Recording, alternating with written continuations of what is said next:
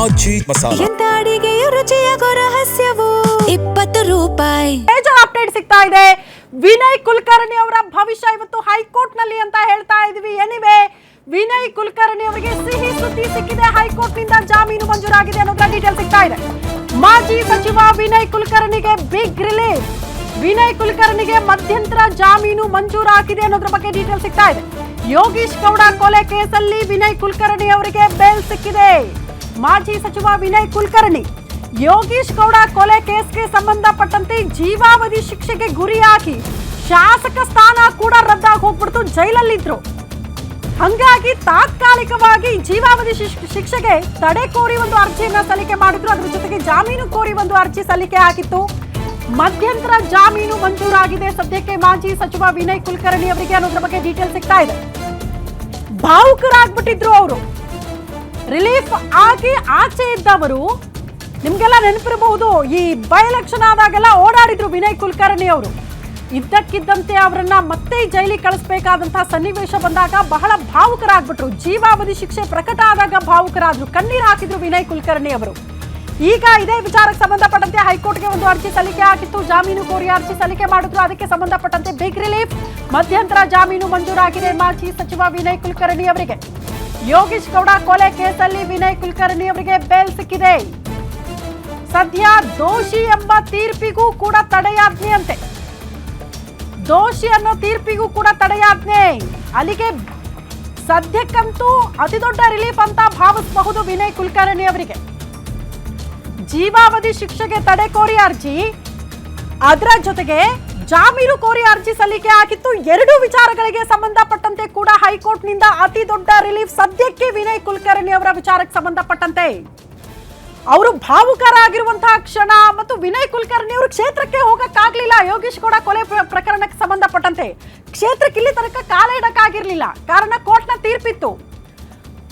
ಜಾಮೀನು ಮೇಲೆ ಹೊರಗಡೆ ಇದ್ರು. ಬಟ್ ಇದ್ದಕ್ಕಿದ್ದಂತೆ ಕೋರ್ಟ್ನಿಂದ ಜೀವಾವಧಿ ಶಿಕ್ಷೆ ಪ್ರಕಟ ಆಗ್ತಾ ಇದ್ದಂತೆ ಮತ್ತೊಮ್ಮೆ ಅವರು ಜೈಲಿಗೆ ಹೋಗಬೇಕಾದಂತಹ ಸನ್ನಿವೇಶ ಬಂತು. ಬಹಳ ದಿನ ಆಗ್ಲಿಲ್ಲ ಬಿಡಿ. ಇತ್ತೀಚೆಗೆ ನಿಮಗೆಲ್ಲ ನೆನಪಿರಬಹುದು, ದಾವಣಗೆರೆ ಮತ್ತು ಬಾಗಲಕೋಟೆಗೆ ಸಂಬಂಧಪಟ್ಟಂತೆ ಬೈ ಎಲೆಕ್ಷನ್ ಆದಾಗ ಸುತ್ತಾಡಿದ್ರು. ಪಕ್ಷದ ವಲಯದಲ್ಲಿ ಬಹಳ ಆಕ್ಟಿವ್ ಆಗಿದ್ರು ವಿನಯ್ ಕುಲಕರ್ಣಿ ಅವರು. ಮೋಸ್ಟ್ಲಿ ಅವರಿಗೆ ನಿರೀಕ್ಷೆ ಇರಲಿಲ್ಲ ಇಂಥದ್ದೊಂದು ತೀರ್ಪು ಪ್ರಕಟ ಆಗಬಹುದು ಅಂತ.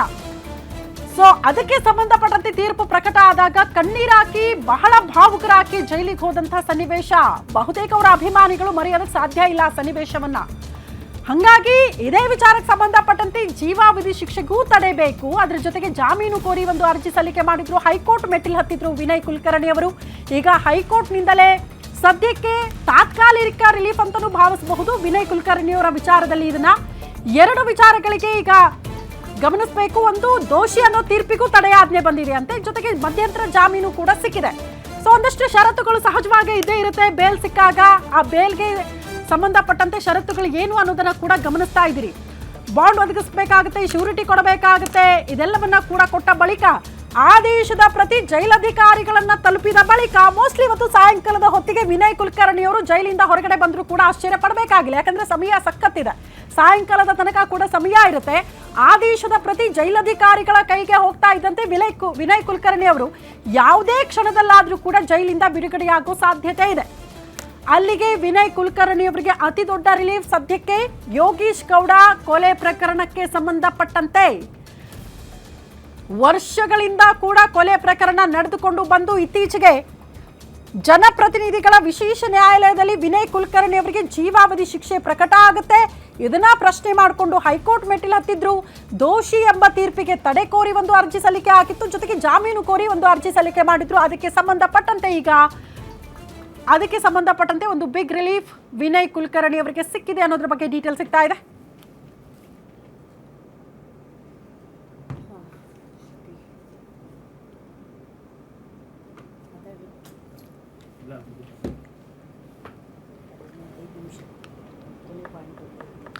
ಬಟ್ ಐ ಥಿಂಕ್ ಕ್ಷೇತ್ರಕ್ಕೆ ಹೋಗಕ್ಕೆ ಇನ್ನೂ ಕೂಡ ಪರ್ಮಿಷನ್ ಸಿಕ್ಕಂಗಿಲ್ಲ ಅವ್ರಿಗೆ. ಈಗೇನು ಮಧ್ಯಂತರ ಜಾಮೀನು ಸಿಕ್ಕರೂ ಕೂಡ ಕ್ಷೇತ್ರಕ್ಕೆ ಹೋಗಕ್ಕಾಗಲ್ಲ. ಕ್ಷೇತ್ರಕ್ಕೆ ಹೋಗಬೇಕು ಅಂದ್ರೆ ಅಗೇನ್ ಮತ್ತೆ ಒಂದು ಅರ್ಜಿ ಸಲ್ಲಿಕೆ ಮಾಡಿ ಮತ್ತೊಂದು ಆದೇಶ ಪಡ್ಕೊಂಡೇ ಹೋಗಬೇಕು ಅಂತ ಅನ್ಸುತ್ತೆ. ಟೆಕ್ನಿಕಲಿ ಅದ್ರ ಬಗ್ಗೆ ಮಾತಾಡೋಣ. ವಿನಯ್ ಕುಲಕರ್ಣಿ ಅವರಿಗೆ ಸಂಬಂಧಪಟ್ಟಂತೆ ಯೋಗೀಶ್ ಗೌಡ ಕೊಲೆ ಪ್ರಕರಣ ಮೋಸ್ಟ್ಲಿ ಯಾರು ಕೂಡ ಮರೆಯಕ್ಕೆ ಸಾಧ್ಯ ಇಲ್ಲ. ನೋಡಿ, ಎಷ್ಟೇ ಪ್ರಭಾವಿಗಳಾದ್ರೂ ಏನೇ ಅಧಿಕಾರ ಇದ್ರೂ ಕೂಡ ಕಾನೂನು ಮುಂದೆ ತಲೆ ಬಾಗ್ಲೇಬೇಕು. ಕಾನೂನು ಮುಂದೆ ಜನಸಾಮಾನ್ಯನು ಒಂದೇ, ದುಡ್ಡಿದ್ದವರು ಒಂದೇ, ಪ್ರಭಾವಿಗಳು ಒಂದೇ ಅನ್ನೋ ರೀತಿಯಲ್ಲಿ ತೀರ್ಪು ಬಂದಿದ್ದು.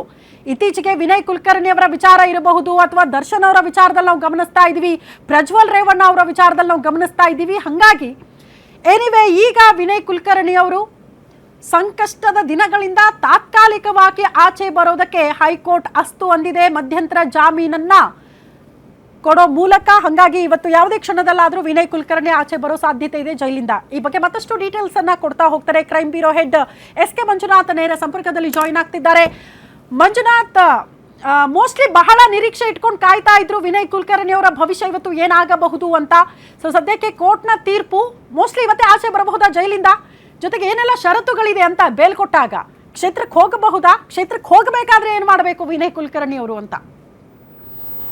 ಶ್ರುತಿ, ಏನು 2015 ಜೂನ್ 16ನೇ ತಾರೀಕು ನಡೆದಂಥ ಯೋಗೀಶ್ ಗೌಡ ಕೊಲೆ ಪ್ರಕರಣಕ್ಕೆ ಸಂಬಂಧಪಟ್ಟಂತೆ ಇದೇ ವರ್ಷ ಏಪ್ರಿಲ್ 17ನೇ ತಾರೀಕು ಅಂತಿಮವಾದಂಥ ತೀರ್ಪನ್ನು ಜನಪ್ರತಿನಿಧಿಗಳ ಕೋರ್ಟು ಹೊರಹಾಕಿತ್ತು. ಅದರಲ್ಲಿ ಯೋಗೀಶ್ ಗೌಡ ಕೊಲೆ ಪ್ರಕರಣದಲ್ಲಿ ಏನು 17 ಜನ ಆರೋಪಿಗಳು ದೋಷಿಯನ್ನು ಒಂದು ತೀರ್ಪನ್ನು ಕೊಟ್ಟಿದ್ದು, ಜೊತೆಗೆ ಜೀವಾವಧಿ ಶಿಕ್ಷೆಯನ್ನು ಸಹ ಕೊಟ್ಟಲಾಗಿತ್ತು.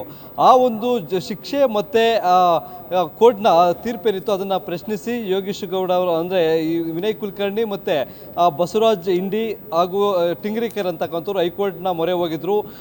ಜನಪ್ರತಿನಿಧಿಗಳ ಕೋರ್ಟ್ ಕೊಟ್ಟಂಥ ಆದೇಶಕ್ಕೆ ತಡೆಯಾಜ್ಞೆಯನ್ನು ಕೊಡಬೇಕು, ಜೊತೆಗೆ ಶಿಕ್ಷೆ ಏನು ಕೊಟ್ಟಿದ್ದಾರೆ ಅದನ್ನು ಅಮಾನತು ಮಾಡಬೇಕು ಅಂತಕ್ಕಂಥ ಒಂದು ಮನವಿಯನ್ನು ಸಹ ಮಾಡಿಕೊಂಡಿದ್ರು. ವಿಚಾರಣೆಯನ್ನು ನಡೆಸಿದಂಥ ಹೈಕೋರ್ಟ್ನ ವಿಭಾಗೀಯ ಪೀಠ ತೀರ್ಪನ್ನು ಕಾಯ್ದಿರಿಸಿತ್ತು, ಇವತ್ತಿಗೆ ಕಾಯ್ದಿರಿಸಿತ್ತು. ಇವತ್ತು ಮೊದಲ ಸೆಷನ್ ಅಂದರೆ ಕೋರ್ಟ್ ಕಲಾಪ ಆರಂಭ ಆಗ್ತಾ ಇದ್ದಂತೆ ಏನು ಕಾಯ್ದಿರಿಸಿದ್ದಂಥ ಒಂದು ತೀರ್ಪನ್ನು ಪ್ರಕಟಣೆ ಮಾಡಿದೆ. ಅದರಲ್ಲಿ ಏನು ಸೆಷನ್ಸ್ ಕೋರ್ಟ್ ಅಂದರೆ ಜನಪ್ರತಿನಿಧಿಗಳ ಕೋರ್ಟ್ ಕೊಟ್ಟಿದ್ದಂಥ ಶಿಕ್ಷೆ ಮತ್ತು ದೋಷಿ ಅಂತಕ್ಕಂಥ ಒಂದು ಏನು ತೀರ್ಪನ್ನು ಕೊಟ್ಟಿತ್ತು ಅದಕ್ಕೆ ತಡೆಯಾಜ್ಞೆಯನ್ನು ಕೊಟ್ಟು ಜಾಮೀನನ್ನು ಮಂಜೂರು ಮಾಡಲಾಗಿದೆ. ಹೀಗಾಗಿ ಏನು ಇದೇ ತಿಂಗಳ ಏಪ್ರಿಲಿಂದ ಜೈಲಿನಲ್ಲಿರ್ತಕ್ಕಂಥ ವಿನಯ್ ಕುಲಕರ್ಣಿ ಅವರಿಗೆ ಇವತ್ತು ಸಂಜೆ ಒಳಗಡೆ ಬಿಡುಗಡೆ ಭಾಗ್ಯ ಸಿಗುತ್ತೆ ಅಂತಕ್ಕಂಥದ್ದು. ಯಾಕಂತಂದರೆ ಈಗ ಆದೇಶ ಆಗಿದೆ, ಅದರ ಒಂದು ಆದೇಶದ ಪ್ರತಿ ಕೋರ್ಟ್ಗೆ ಪರಪ್ಪನಗರ ಜೈಲಿಗೆ ತಲುಪಬೇಕಾಗತ್ತೆ. ಜೈಲಿನಲ್ಲಿ ಅವರ ಬಿಡುಗಡೆಗೆ ಸಂಬಂಧಪಟ್ಟಂತೆ ಎಲ್ಲ ಪ್ರಕ್ರಿಯೆಗಳನ್ನು ಮುಗಿಸೋದಕ್ಕೆ ಎಷ್ಟು ಸಮಯ ತೆಗೆದುಕೊಳ್ಳುತ್ತೆ ಅನ್ನೋದು, ಜೊತೆಗೆ ಅವರ ವಕೀಲರು ಎಷ್ಟು ವೇಗವಾಗಿ ಈ ಒಂದು ಪ್ರಕ್ರಿಯೆಯನ್ನು ಮುಗಿಸ್ತಾರೆ ಅಷ್ಟು ಬೇಗವಾಗಿ ವಿನಯ್ ಕುಲಕರ್ಣಿ ಅವರು ಪರಪ್ಪನಗರ ಜೈಲಿನಿಂದ ಹೊರಗಡೆ ಬರುವಂಥ ಸಾಧ್ಯತೆಗಳಿರ್ತಕ್ಕಂಥದ್ದು. ಇಲ್ಲಿ ನೀವು ಕೇಳಿದ್ರಿ ಕಂಡೀಷನ್ಸ್ ಏನೆಲ್ಲ ಹಾಕಿದ್ದಾರೆ ಅಂತಕ್ಕಂಥದ್ದು. 5 ಲಕ್ಷ ವೈಯಕ್ತಿಕ ಬಾಂಡನ್ನು ಇವರು ಕೊಡಬೇಕು. ಯಾಕೆಂತಂದರೆ ಒಂದು ಕೊಲೆ ಪ್ರಕರಣದಲ್ಲಿ ಜೀವಾವಧಿ ಶಿಕ್ಷೆಗೆ ಒಳಗಾಗಿರ್ತಕ್ಕಂಥ ಒಬ್ಬ ಅಪರಾಧಿ ಆಗಿರ್ತಕ್ಕಂಥ ಹಿನ್ನೆಲೆಯಲ್ಲಿ ಮತ್ತೊಮ್ಮೆ ಅವರಿಗೆ ಒಂದು ಜಾಮೀನನ್ನು ಕೊಡ್ತಕ್ಕಂಥ ಸನ್ನಿವೇಶ ಬಂದಾಗ ಆತ ಒಂದು ಏನಾದರೂ ಈ ಒಂದು ಕಂಡೀಷನ್ಗಳನ್ನು ಬ್ರೇಕ್ ಮಾಡಿದಂಥ ಸಂದರ್ಭದಲ್ಲಿ ಅದು ಹಣವನ್ನು ಮುಟ್ಕೊಳ್ಳಾಕುವಂಥ ಕೆಲಸವನ್ನು ಸಹ ಮಾಡ್ತಾರೆ. ಹೀಗಾಗಿ 5 ಲಕ್ಷ ವೈಯಕ್ತಿಕ ಬಾಂಡನ್ನು ಕೊಡಬೇಕು, ಜೊತೆಗೆ ದೇಶ ಬಿಟ್ಟು ಹೊರಗಡೆ ಹೋಗಬಾರ್ದು ಅಂತಕ್ಕಂಥ ಒಂದು ಸೂಚನೆಯನ್ನು ಸಹ ಹೈಕೋರ್ಟ್ ಕೊಟ್ಟಿದೆ. ಜೊತೆಗೆ ಈಗ ಮೊದಲಿಗೆ ಸೆಷನ್ಸ್ ಕೋರ್ಟ್ನಲ್ಲಿ ವಿಚಾರಣೆ ನಡೀತಕ್ಕಂಥ ಸಂದರ್ಭದಲ್ಲಿ ಯಾವುದೇ ಕಾರಣಕ್ಕೂ ಧಾರವಾಡಕ್ಕೆ ಇವರಿಗೆ ಪ್ರವೇಶ ಇರಲಿಲ್ಲ. ಆ ಒಂದು ಏನು ಷರತ್ತನ್ನು ಹೈಕೋರ್ಟ್ ಸಡಿಲಗೊಳಿಸಿರ್ತಕ್ಕಂಥದ್ದು, ಅವರು ಧಾರವಾಡಕ್ಕೆ ಹೋಗಬಹುದು, ಅವರ ಫ್ಯಾಮಿಲಿಗೆ ಮನೆಗೂ ಹೋಗ್ಬೋದು ಅಂತಕ್ಕಂಥ ಒಂದು ರಿಯಾಯಿತಿಯನ್ನು ಸಹ ಕೊಳ್ಳಲಾಗಿದೆ. ಇದ್ರ ಜೊತೆಗೆ ಏನು ಇದು ಒಂದು ದೊಡ್ಡ ಬಿಗ್ ರಿಲೀಫ್ ಆಗಿರ್ತಕ್ಕಂಥದ್ದು ಅವರಿಗೆ ಹೈಕೋರ್ಟ್ ಕೊಟ್ಟಿರ್ತಕ್ಕಂಥ ಒಂದು ಜಾಮೀನು ಮತ್ತು ಶಿಕ್ಷೆಯನ್ನು ಅಮಾನತಿನಲ್ಲಿಟ್ಟಿರ್ತಕ್ಕಂಥದ್ದು. ಆದರೆ ಇನ್ನು ಮುಂದಿನ ದಿನಗಳಲ್ಲಿ ಆ ಏನು ವಿಚಾರಣೆ ಅಮಾನತಿನಲ್ಲಿರ್ತಕ್ಕಂಥ ಒಂದು ಶಿಕ್ಷೆಯನ್ನು ಇದೇ CBI ಏನಾದರೂ ಪ್ರಶ್ನೆ ಮಾಡಿದಂಥ ಸಂದರ್ಭದಲ್ಲಿ ಅಲ್ಲಿ ಯಾವ ಕಾರಣಕ್ಕಾಗಿ ಇವತ್ತು ಒಂದು ಜಾಮೀನನ್ನು ಕೊಟ್ಟಿದ್ದಾರೆ ಅದನ್ನು ಪ್ರಶ್ನೆ ಮಾಡಿದಾಗ ಅವರಿಗೆ ಮತ್ತೆ ಕಂಟಕ ಎದುರಾಗಬಹುದು. ಆದರೆ ಇದು ಮಧ್ಯಂತರ ಜಾಮೀನು ಸಿಕ್ಕಿದೆ, ಜೊತೆಗೆ ಏನು ಅವರ ಶಾಸಕ ಸ್ಥಾನಕ್ಕೆ ಒಂದು ಕುತ್ತು ಬರುತ್ತೆ ಅಂತಕ್ಕಂಥ ಒಂದು ಮನವಿಯನ್ನು ಸಹ ಮಾಡಿಕೊಂಡಿದ್ರು. ಅದಕ್ಕೆ ಸಂಬಂಧಪಟ್ಟಂತೆ ಮುಂದಿನ ಕಾನೂನು ಹೋರಾಟವನ್ನು ವಿನಯ್ ಕುಲಕರ್ಣಿ ಅವರ ಪರ ವಕೀಲರು ಇವತ್ತು ಮಾಡಲಿದ್ದಾರೆ. ಶ್ರುತಿ, ಓಕೆ ಮಂಜುನಾಥ್, ಧನ್ಯವಾದಗಳು ತಮ್ಮೆಲ್ಲ ಮಾಹಿತಿ.